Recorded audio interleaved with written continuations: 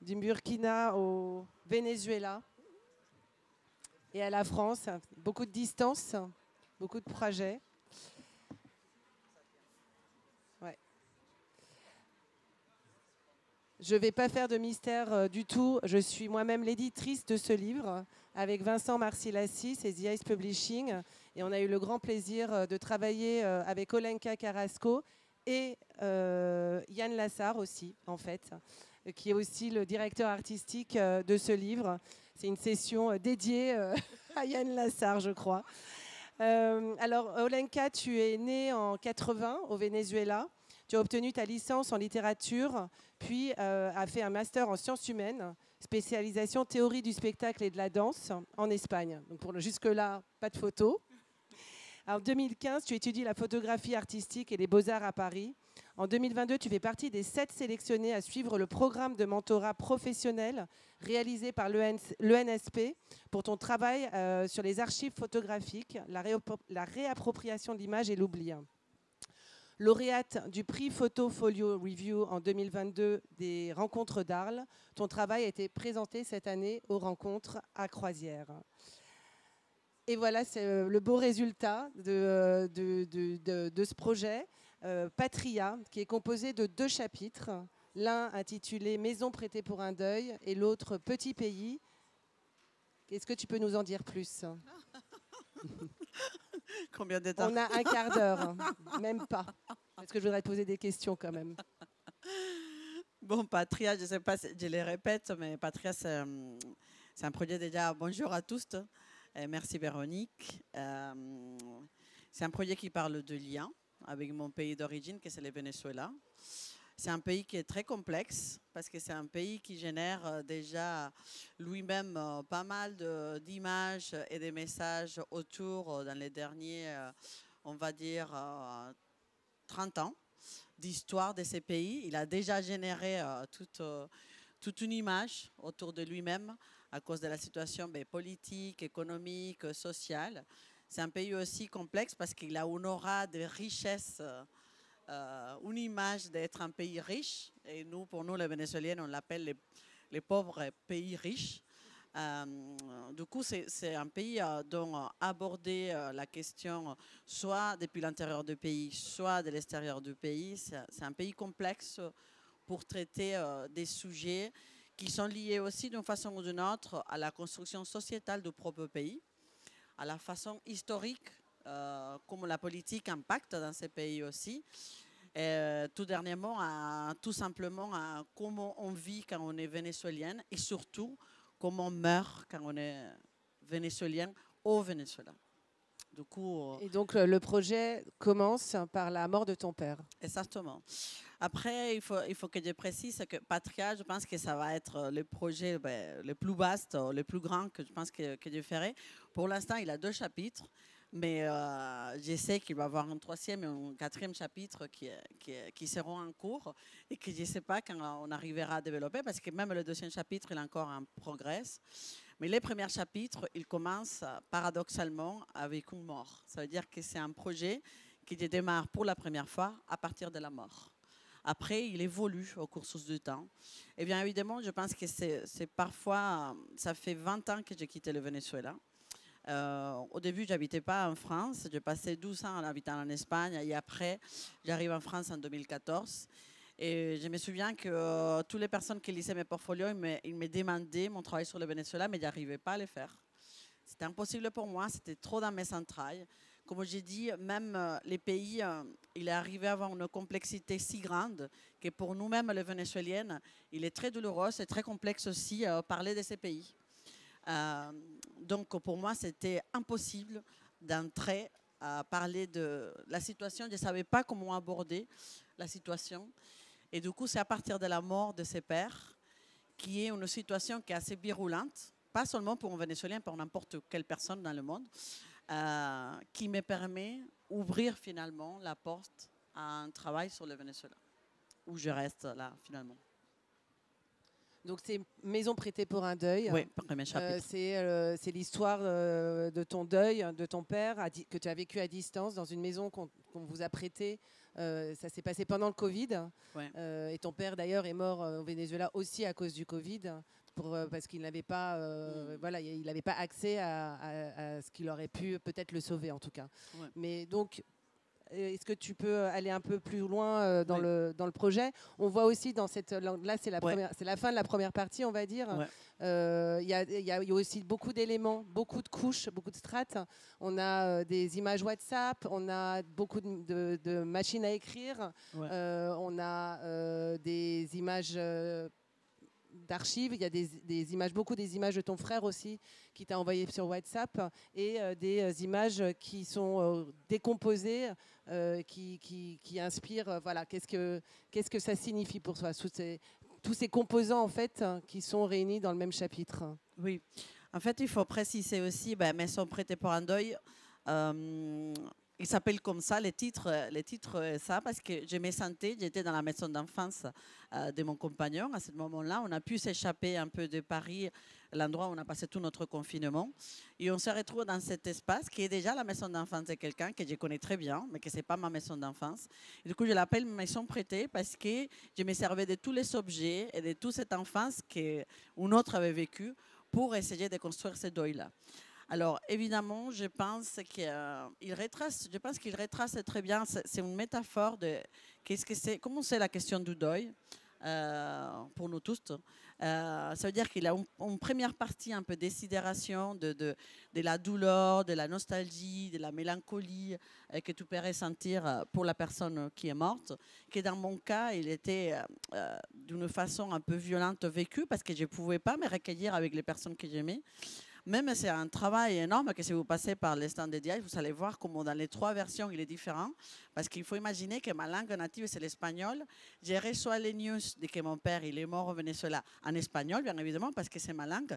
Je me tourne autour de moi et toutes les personnes qui sont autour de moi qui m'aiment, qui m'adorent, mais ce sont des personnes qui parlent français, qui ne sont pas ma famille des sang et que je dois retraduire les news en français, en racontant toute ma douleur en français. Du coup, déjà, il faut imaginer qu'il a toute une première partie qui semble être un peu poétique parce qu'il a beaucoup de noir et blanc. Mais vous allez voir comment je viens intervenir avec ma machine à écrire parce que d'une façon ou d'une autre, il faut raconter l'expérience virulente que c'est ça. Oui, parce que tu associes beaucoup le texte à l'image. L'écriture est pour toi évidemment essentielle. Et cette machine à écrire d'ailleurs aussi est un peu ton outil de prédilection, on le voit bien là, où tu vas taper de manière presque compulsive. Ouais. Voilà, pourquoi? Parce que exactement, l'idée c'est me connecter avec une partie de mon cerveau, de ma mémoire, de ma lutte contre l'oubli, et d'une façon ou d'une autre pour que ça sorte. Je pense que les gestes compulsifs, de toute façon, dans tous mes projets, vous allez les voir. Je suis très connectée aux formes, on va dire, primitives des créations. Par exemple, les dessins, avec un seul crayon. Tous mes dessins, ils sont faits au fusain, au crayon.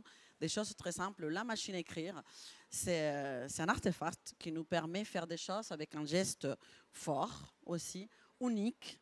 Et que si jamais je me trompe, je dois revenir en arrière, je dois effacer quelque chose, tout le monde va le savoir. Du coup, j'aime beaucoup la façon de créer ces gestes uniques et que c'est un geste aussi que c'est fort, mais qui va directement de ton cerveau au papier. Je n'ai pas besoin d'électricité, j'ai besoin de rien, j'ai besoin juste que ma machine elle soit bien ancrée et je peux retapuscrire tout ce que je veux. Alors du coup, pareil, j'ai photographié qu'en argentique.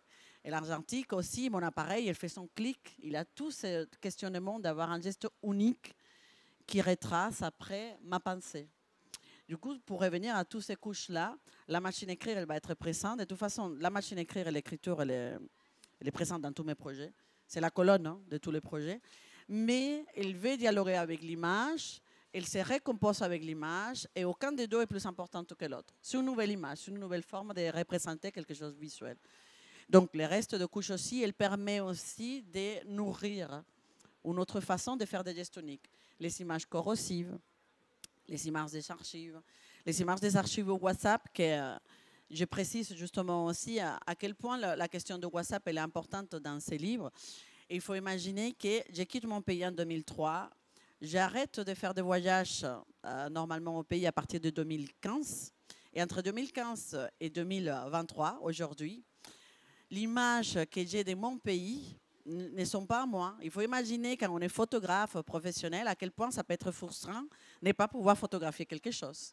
Moi, c'est mon cas. Ça veut dire les dernières images que j'ai de mon pays, elles sont faites en 2015. Là, paf, ça s'arrête. Du coup, qu'est-ce qui me reste à moi? L'image de mon pays, il s'est réduit à la taille d'un téléphone portable. Et c'est ça. C'est ça le Venezuela. Il est incrusté dans un WhatsApp, dans son téléphone. Et du coup, pour ça, il fallait le montrer d'une façon ou d'une autre. Et faire que les spectateurs ils rentrent dans ces supermarkets aussi. On a réussi à garder un peu cette format, non? Des téléphones portables accompagnés de la machine à écrire.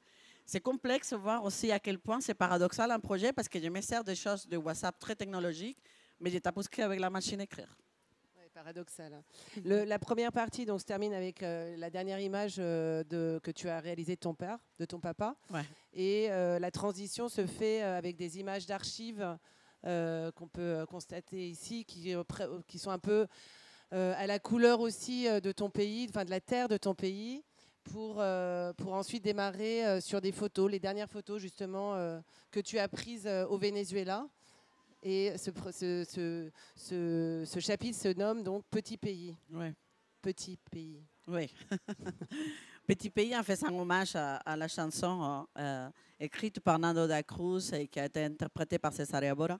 C'est aussi un hommage aussi à cette chanson que chaque fois que je pense à mon pays, il y a cette chanson qui revient systématiquement à ma tête. Et c'est vrai que le deuxième chapitre, il va vous raconter une autre façon de parler du Venezuela, parce que les premières, bon, évidemment, on finit avec la mort de ses pères, avec la réalisation pour moi, de que je ne faisais pas seulement le deuil de ses pères, je faisais aussi un deuil sur une distance que j'ai créée avec mon pays par rapport à comment elle a vécu la capitalisation de la mort dans ce pays.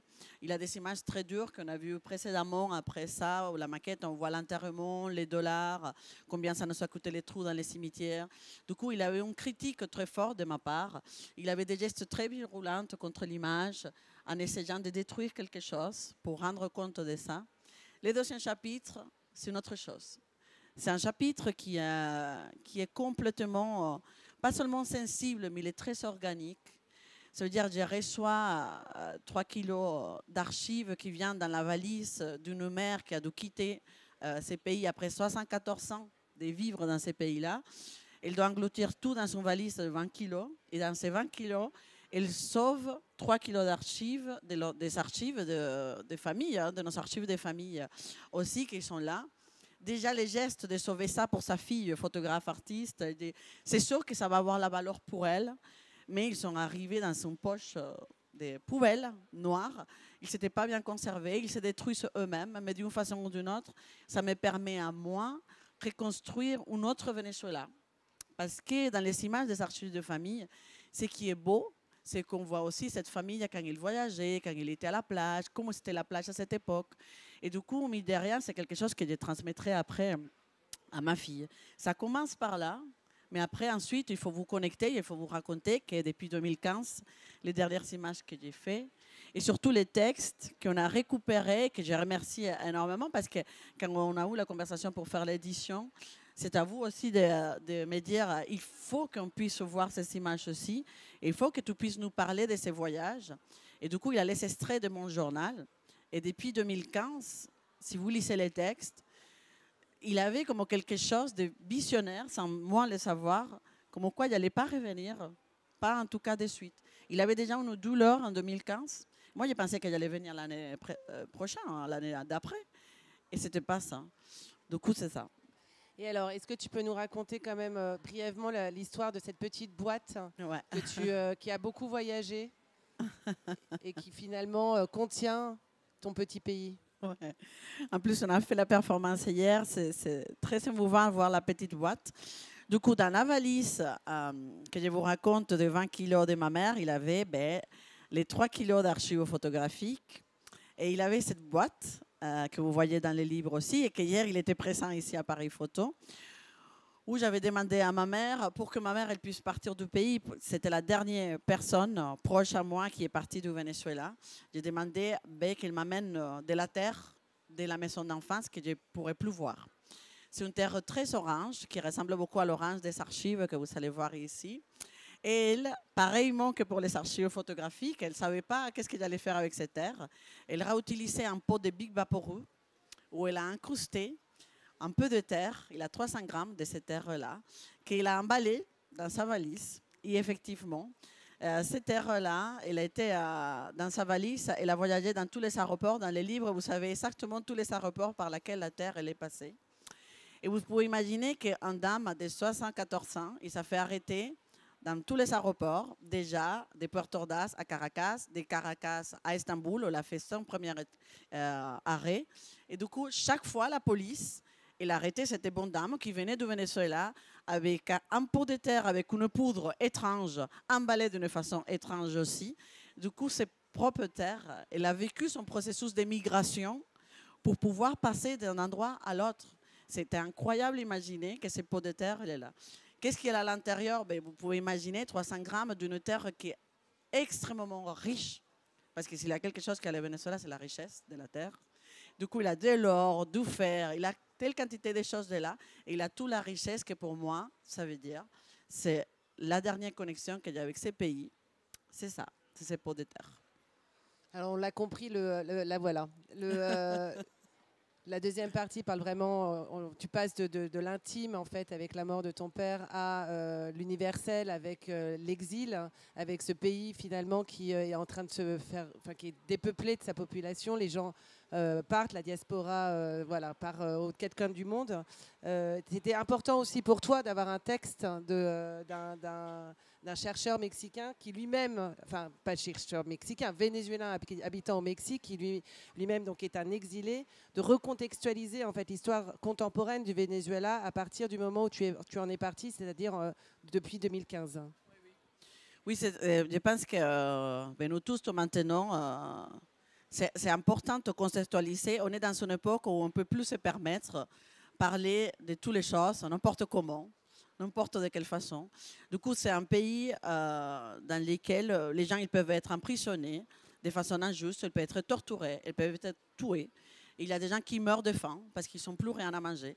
Et du coup, on ne peut pas se permettre, au moins en tant que Vénézuélienne, en étant dans ce coin du monde, après 20 ans de vie aussi en Europe, je ne peux pas me permettre de parler de ces pays de toutes les façons possibles, non. Ça veut dire que pour moi, il doit y avoir aussi un engagement, il y a aussi une responsabilité quand on transmet ces images à vous. Pour moi, c'était absolument indispensable que je puisse avoir ce dialogue avec quelqu'un d'autre, qui était aussi vénézuélien, qui fait partie aussi de cette diaspora de Venezuela. Juste pour un topo, le Venezuela il a produit 7 millions de migrants dans les 5 dernières années. C'est affreux comme chiffre. Ça veut dire que c'est plus d'un tiers de la population qui part du Venezuela. Donc, c'était important aussi qu'on puisse contextualiser et que je puisse raconter à tout le monde d'où je parle. Parce que c'est un pays où il y a encore beaucoup de choses qui se passent, qui sont injustes, et je n'ai pas le droit de parler n'importe comment.